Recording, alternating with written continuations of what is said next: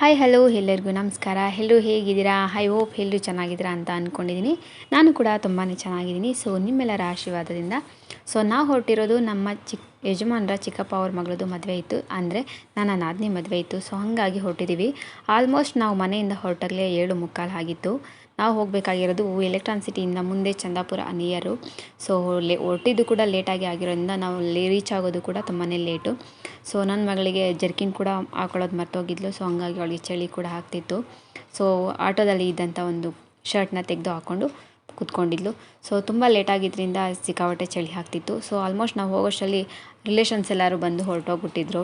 So ಆದರೂ ಪರವಾಗಿಲ್ಲ ಅಂತ ಅಂದ್ಕೊಂಡು ಹೊರಟ್ವಿ.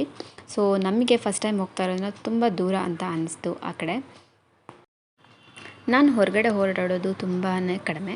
ಸೊ ಈ ಥರ ಏನಾದರೂ ಹೊರಗಡೆ ಬಂದಾಗ ತುಂಬ ದೂರದ ಕಡೆ ಹೋದಾಗ ತುಂಬ ದೂರ ಅಲ್ವಾ ಅಂತ ನಾನು ಹೇಳ್ತೀನಿ. ಸೊ ಅದಕ್ಕೆ ನನ್ನ ಯಜಮಾನರು ಮತ್ತು ಅಣ್ಣ ಇಬ್ಬರು ಕೂಡ ರೇಗಿಸ್ಕೊಂಡು ಮಾತಾಡಿಕೊಂಡು ಕೂತ್ಕೊಂಡಿದ್ವಿ.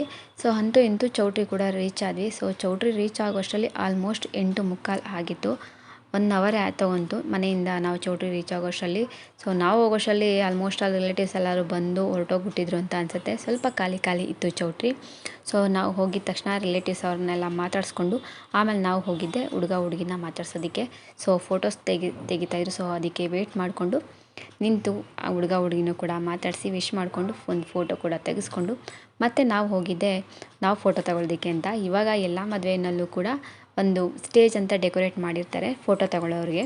ಸೊ ಹಂಗಾಗಿ ಅಲ್ಲಿ ನನ್ನ ಮಗಳಿಗೆ ಮತ್ತು ಎಲ್ಲರೂ ಕೂತ್ಕೊಂಡು ಫೋಟೋ ಕೂಡ ತಗೊಂಡು ಅಲ್ಲಿಂದ ನೆಕ್ಸ್ಟ್ ನಾವು ಹೋಗಿದ್ದೆ ಊಟಕ್ಕೆ.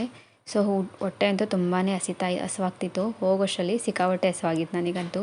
ಸೊ ನಾವು ಅಲ್ಲಿಗೆ ಹೋಗಿ ಊಟ ಕೂಡ ಮುಗಿಸ್ಕೊಂಡ್ವಿ.